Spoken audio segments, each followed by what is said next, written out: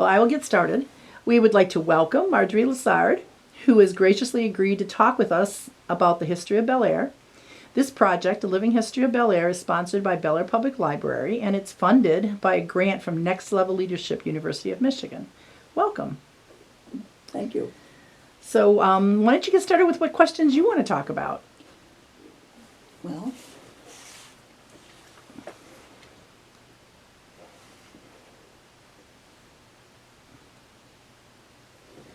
Or maybe the first one is question 5. It intrigued me because we did live in a farmhouse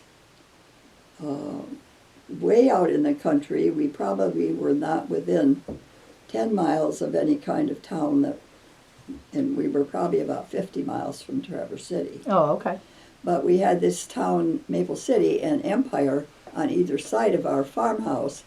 But the farmhouse itself was the second house that was built up on there because my great-grandfather got a 640-acre grant from the government. And he started right in getting his family that he had brought with him on those places around there where they could have, because you had to live there 5 years and do some improvement and have some kind of a dwelling on it so that you probably know that, so that they could keep the land.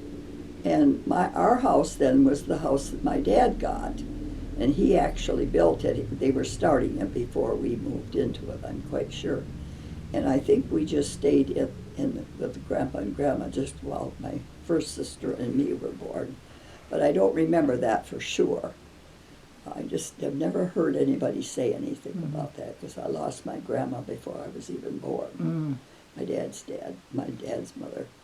But so anyway, the house was a 2-story house with a Michigan basement, just a floor, dirt floor. And it had 5 rooms on the main floor, no bathroom, no toilet, no inside, and no automatic heat. We used just a wood stove. My mother cooked on a wood stove all her life there. And but then it had 4 rooms upstairs. Because back then they had big families because they needed them for the farm work. And so that was your favorite house, huh? We lived on the part of that acreage that my great-grandfather, and so then the next one that intrigued me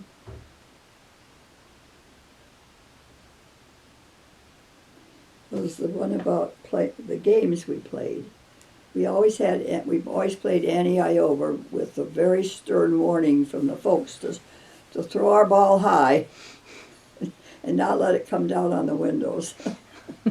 So we did that with every time. It was a lot of visiting back and forth. Somebody'd come for dinner, or they'd just come over after dinner to visit for a while, and the kids would be outside playing the ball.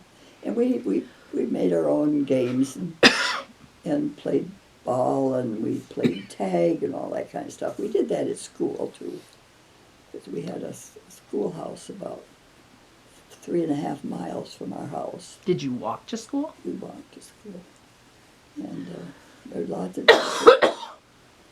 of days when my dad would walk ahead of us and back down the snow because it was so deep. Oh boy. Oh, and other things I learned to do at home. My dad he would go to the city to work part of the winters because he was, we didn't have enough money from the farm crops because they just weren't that good up here in this sandy Michigan soil. But he got them better after years. They grew better crops. But could I have a glass of water? Yes. Oh, no, I got it right in here. I'm sorry, I remembered. Yep, can you get it? Pull it up here. It gives me a chance to cough because my sinuses are running. Well, I've got that problem too because I've got chesty cough.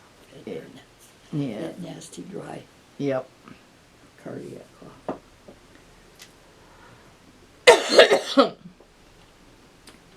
Well, when and where were you born? Was born, I think, there in the house. Oh, okay. Because my mother had a lady that came and helped when she was having the birth. But anyway, my dad had I'll bring you a water. a hired man that came when he would have to be away in the wintertime. Oh. And he taught me and my sister to play cribbage. And that was fun. So we always had a challenge of when we were going to be able to beat him on cribbage, you know. And then we went to a one-room school. It was about, like I said before, that far away, and through K through 8. And it was hard to concentrate because I'd just get right busy at my lessons and have them all done. And it was if I didn't do that right at the beginning, it was kind of hard to concentrate on it because the other classes were up there doing their recitations and stuff. And it was always so interesting to hear what they were learning about. So then when I'd get in the next class, I wouldn't have too much to learn anymore, you know. So Anyway, it was fun. How far did the class, I mean, how did it go all the way through high school? No, 8th. Okay. And then where did you go to school? And after 8th grade, there was a big hullabaloo, we called it back then, because some of the parents didn't want the consolidation where they took the kids into a bigger school where they got more bad ideas and the things that some of the other children were known for doing out in the community. They didn't really like it, but it got to be such a popular thing that everybody wanted the kids to be able to go to school without having to stay. Because when my sister, she didn't get in on it because she was already a grade or two ahead of me because I'd had rheumatic fever and I missed a whole year of school. I did my lessons, but it didn't count as school, you know. So she walked to school on Monday morning, and then she stayed over with a family and did housekeeping and helped the lady at the house, and then she came home on Friday night after school. And so that was the way she got her 8th grade.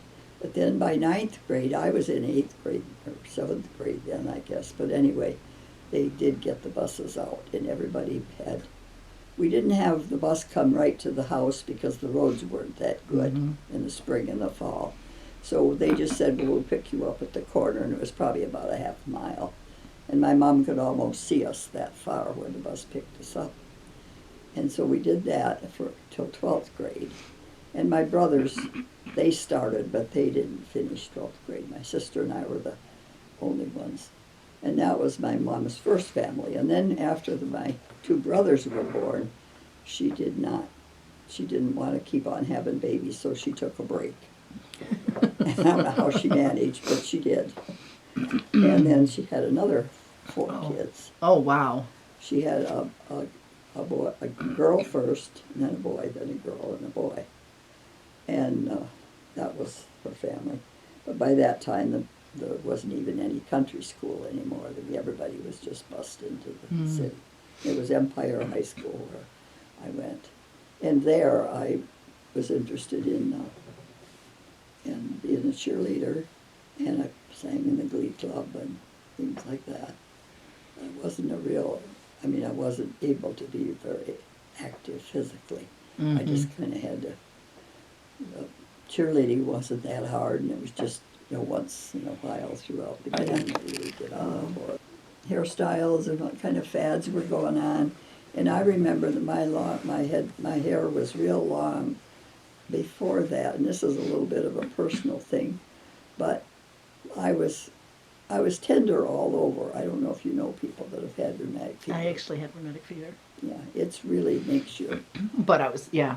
It makes you hurt. And then I had it again when I was in high school, and then I had it again after my second baby was born. So I had my dose of it. Yeah. But anyway, I was hurty, and it seemed like my head and shoulders, my mother was trying to braid my hair, and my dad just got tired of hearing me fuss. He grabbed the scissors and cut my braids off. And I was so heartbroken, I think I cried for days. Well, anyway, after that, then I had a page boy, how that worked, and for that hairstyle. And then we always could pick our food sacks, grain for the cattle and horses. We could go with Dad when he bought the sack of grain, and we could pick our material. Because then we made dresses and aprons and stuff like out of the sacks. Mm-hmm. And so that was fun. Because before that, my sister and I, as soon as it would get at least a bit chilly, we wore my mother's brother's middies that they wore in the Navy to school. And that was our uniform. Mm-hmm. Long skirts and those middies. And then finally, when it got to be really cold, we did wear slacks. And then my dad did he saw that we had good footwear for walking in the snow. And so,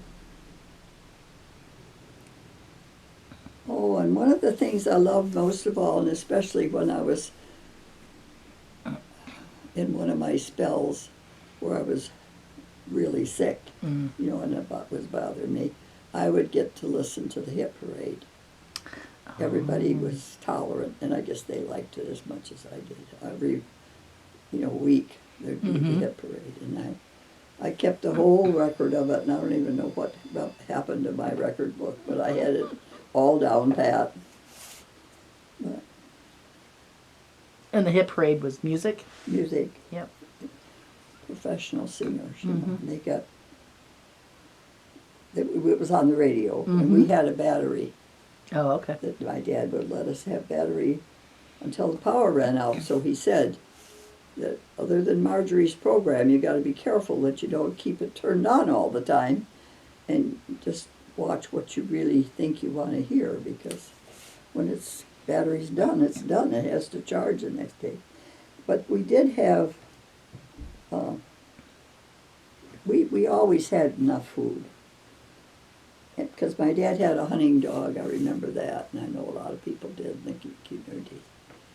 But he had it for getting meat for the table. We used to love the coons that he'd catch. And our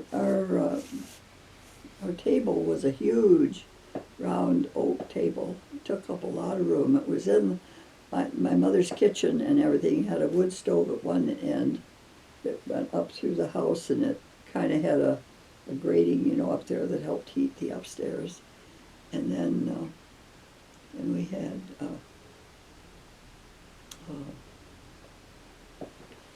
The table?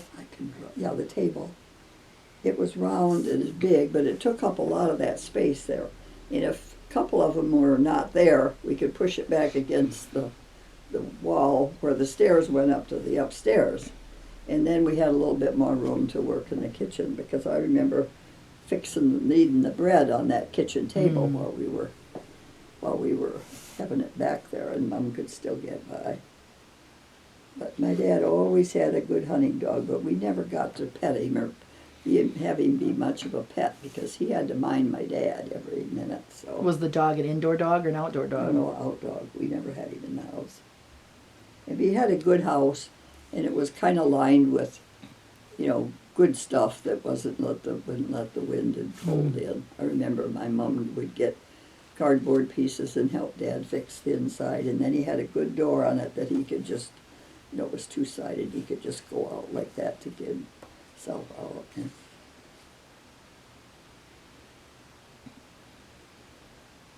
it had a pedestal. The table had a pedestal too. Ah, okay. But it was a huge, pedestal in the middle of the table, because it was probably as big as this one. Wow. I know it was might not have been quite that big, but it seemed to me it was big. And then Christmas, you asked that question in there. And for Christmas, we'd just love it when it was just probably about the day before Christmas Eve when we'd go out to get the tree. Might have even been on that day. But we went out and got the tree, and then we were able to have it lit with real candles one time.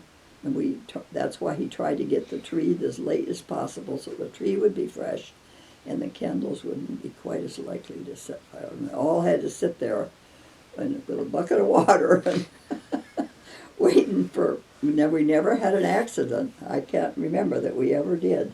But it was a wonderful time when we had, and most of the time we just had lots of potatoes, because I can remember helping dig the potatoes, and we had a big bin in the basement where we kept the potatoes. We always had potatoes, and Mom usually had some kind of meat, and if not, we had lots of beans because we grew beans.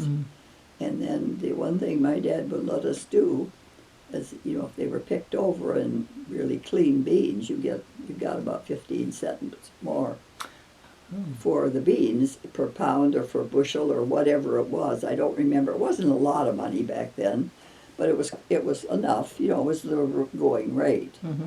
But we kids got a whole sack of beans, and we were supposed to, you know, have those for our Christmas present money. If we did a good job, then we had a little more money, because there was always stones and stuff like that in the beans, you know. And we always got the extra money, so we must have did a good job. Seems like I remember that, because we would all sit around that big table and do it with the lamp, and situated different places so that we had good light. And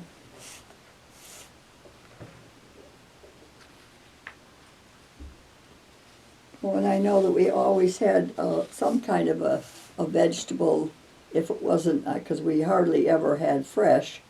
We did have some fresh, though. I'll have to tell you about that. But we always canned a lot of canned goods. We had vegetables. And then for a dessert, usually we didn't always have it. It would depend on how well the crop was in the fall of the fruit. And then we would have a jar of fruit open to have with our bread and butter for our dessert. And Mom usually did the cooking. So you asked that question in there.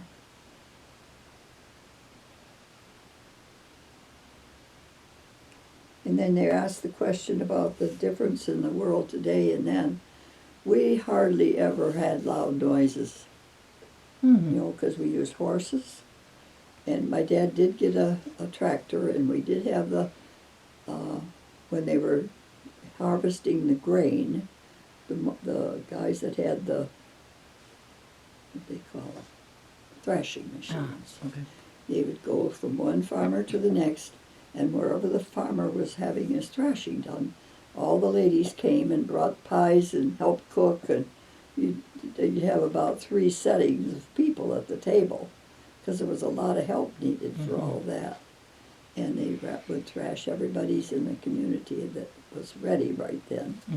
And that was always a fun time, because kids would come along and we'd have a lot of fun together, you know.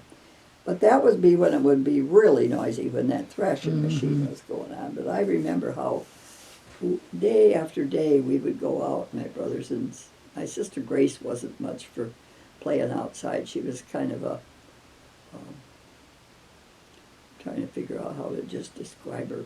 But she was kind of touchy about things she didn't want to touch. You know, she didn't like to get her feet in the grass, and she didn't like to have things brushing against her. So she didn't usually go out with us. But I can remember spending hours looking up at the clouds, making images of what I'd see up there, you know. And I'd sometimes draw pictures about those too.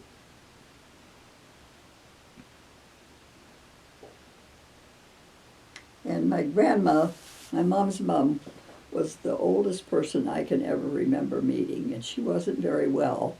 She was a short, chubby lady. My mom was too. My mom was a little over 4 feet tall when she was a little bit bigger than that early, but you know, just like me, I was 5'6.5", and I'm down to about 5'1" or even less now. But and all my clothes show it, because they're all, I have shortened the things that made it dangerous to use them, but not. But anyway, by the time I saw my grandma, I think she only lived a very, very short time after that. And because I remember we were up there on vacation, and I think we went on purpose. It might have been even at a 4th of July, because sometimes my dad would be working, and they would call him back to see if he could come for some of the summer jobs when they'd have a big because it was probably one of the factories that he worked in. Oh, okay. When they had a big influx of orders, they would get him a letter so he could come and work. And I think that they were just off for the 4th of July and time, and he was home. I lose my chain of thought. That's okay.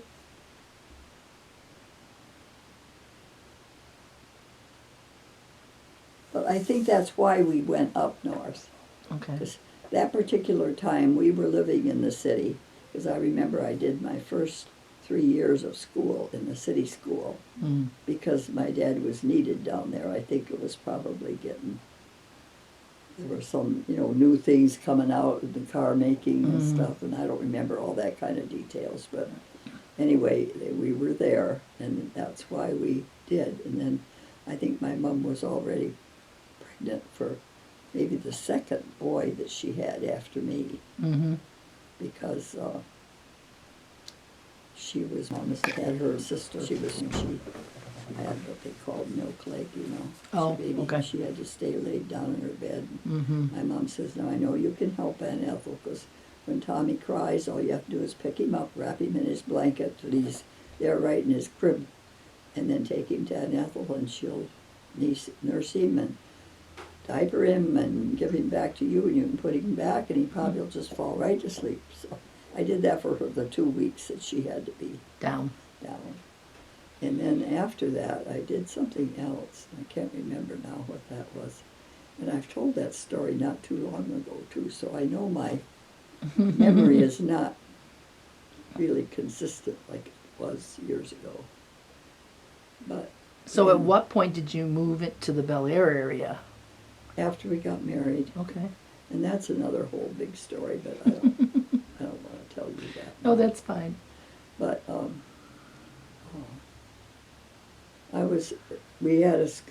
they started the cadet nurse corps. Okay. The government did. Okay.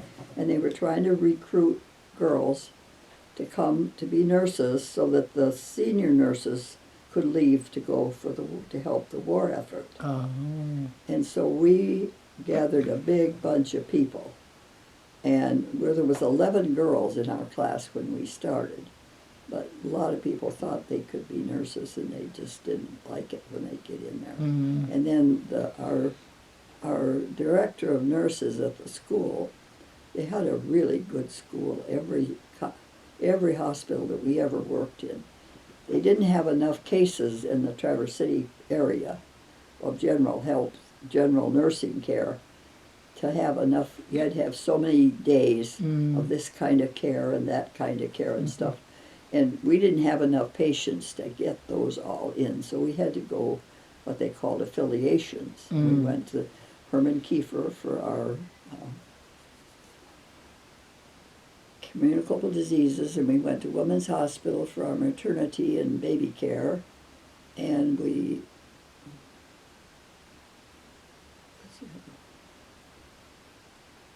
I can't remember now. Surgery or? No, we had a really wonderful surgery. Other nurses came to our hospital and they had a whole setup. The Munson Hospital had a beautiful setup, and they got all the top surgeons for certain types of surgery. And the top surgeon would be there, and then all these other ones that were just learning came, and it was like a school for the surgeons. And so we got a big training in that. And then our other doctors, did a lot of, they learned how to do it. So we had a lot more surgeries to take care of after those sessions would come in the summertime. But So did you continue nursing after you got married? I did, but they wouldn't let us be married. And that's how a lot of our girls lost out, because they just didn't want to wait that long to get married, so they just quit nursing. And I was going to nursing school with a sister of the man I married, and so we knew that he was coming. We were doing a special program one evening all four of us that were left. Everybody else was gone by that time. And we were putting up kits for surgeries the next day. They were thyroid surgeries, and you had to have so many, it was all written out, this and this and this and this, had to all go in the kit to be autoclaved. We had 7 surgeries that next day. Wow. So we had to get 7 of those, but it was just no-brainer because you had to be sure that you got everything in the kit and wrapped up and put in. And we had lots of training in that before we were even doing this night. But we got to talking about our brothers being in the war because that was after the war had started. Because we were into it about probably 18 months by then. And so we started writing to our brothers, and we took a tongue blade and wrote the brothers' names on the tongue blades, and I drew Bob. That was my classmate's brother. And I don't know I don't even remember who the other girls drew, but then that's how we met, and we started writing back and forth. And so then when he got through with his 3 years in training, and he had started his training, I think he went in 41. But then I wasn't able to get married until after we graduated in 44. And I didn't want to lose out on being an RN because I had done all that work. And he agreed, so we just waited till the time was up, and I graduated at the end of May, took my state boards on the 7th of June, and we were married on June 20th. We had it all planned out, that we could do it as minister and the church and all that stuff you have to do, And I was already making my dress, because I made my wedding dress while I had my dad moved my sewing machine into my dorm room where so I made my dress in there. And so that's what happened, and then we had a honeymoon, then we came here we stayed with his folks for a while, but that wasn't very long till we had his dad had some property down on the lake below, south of where we live now, and he told Bobby could go up in there and get some lumber because it was pretty good trees. So we did. We went and got the trees, and then we together built a little livable place in what turned out to be a garage after that, we thought. But then somehow or other it didn't work out to be. It was a garage, all right, but it was part of the house all the way. We never really had another garage until we built it later on. It was just a very small house, and it was, he just had a cement floor, and it wasn't what we really wanted to live in. So we went at it and built a house, and that garage house, and we sold to his sister, and she enlarged on it, and they used it for vacations up there. Well, did they have very many? I mean, what kind of stores were there in Bellaire at that time, or where did you shop for groceries and things like that? Well, we usually came there was one grocery store. I should remember the name, but I don't. I know that I've seen some pictures of it, but let's see. We probably did a lot of our shopping in Traverse City, though, because I was from Leelanau County. That's where I grew up, and we would be going back and forth, and we still had doctor visits and stuff in Traverse City. So I think we probably did a lot of it at Myers and stuff as soon as they had stores like that. They had a good Kroger store, I remember, and they had an A&P store, and another one. I can't remember what that one was, but it was most of them were stores that they got the franchise from the company. Okay. And the one Deering store was the one that we had used in Empire a lot when I was growing up.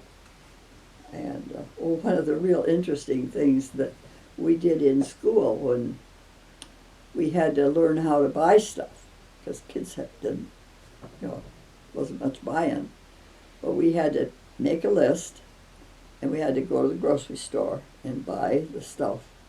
Not necessarily that we really kept it, but we had to do it like we were going to be buying it, and just to learn how to shop. And that was kind of a fun thing. And then the same with the telephone.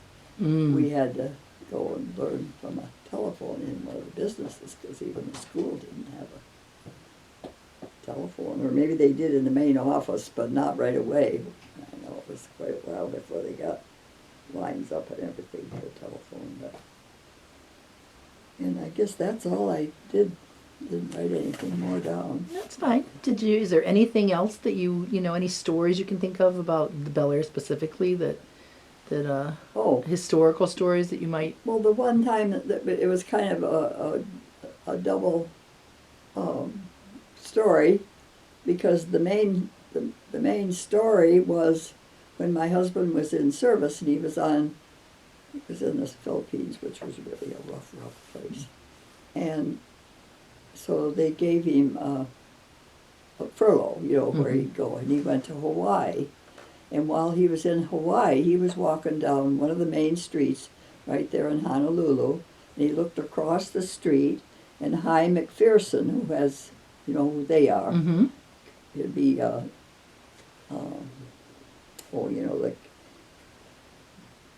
ice cream place. Ruthie. It would have been her cousin. Okay. And he was in service, and he was walking down one side of the street, and Bob was down the other side. And they both looked over at each other about the same side and said, "That looks like Bob Lessard." And Bob said, "Well, that looks like Hy McPherson." So they got together there. Well, come to find out, Hy was one that I met him from Bellaire when I was at youth leagues. They used to have a camp over by Lake Louise where all the junior and you were in high school, and you went to the summer camp there. And I got appendicitis while I was at that camp, but I had met Hy before that, and we were just friends, and we were doing things together, all those stuff there that we were doing at camp, and it was fun. But then all of a sudden I was gone, and so then later on because we got to know the family when Hy came back from service, and he was married, and Helen Dorenzi was a good friend of the lady that Hy married, and then Helen was the wife of the man that helped. They weren't really partners in business, but they did have the excavating and helping people get their house sites ready. But some of them had some equipment, and the other one had the other equipment, so they could do any job.